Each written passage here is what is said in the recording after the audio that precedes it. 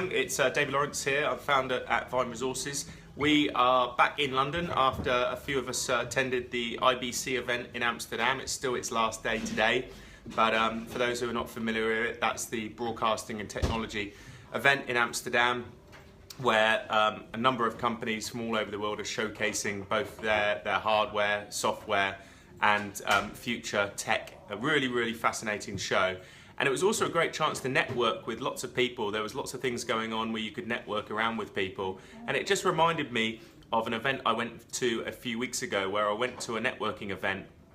And sometimes it's quite difficult at networking events if you're not forward, if you're a little bit shy, to introduce yourself and to go and meet people. Now, we've got a networking night tomorrow night in our London office. If you haven't got a place yet, you can drop me or message or a comment back in this video. We can see if we can get you a ticket.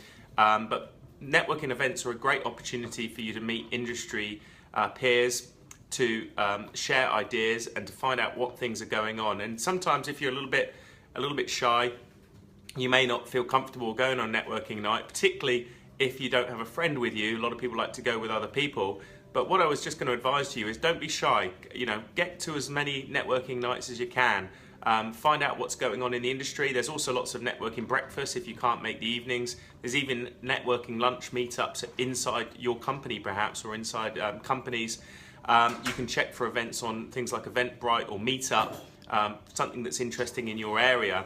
But what I just suggest is get along to lots of those and just start talking to people and listening and don't feel afraid to go up to someone and introduce yourself and shake their hand, because they're in exactly the same situation as you. And I went to a couple of networking nights last week in central London, and I probably spoke to about 50 people during the evening, and it was great to just listen to what they were doing in their business. They were doing different businesses outside of recruitment, the challenges, the common challenges that they were having, and perhaps some areas that we could help each other or share best practice.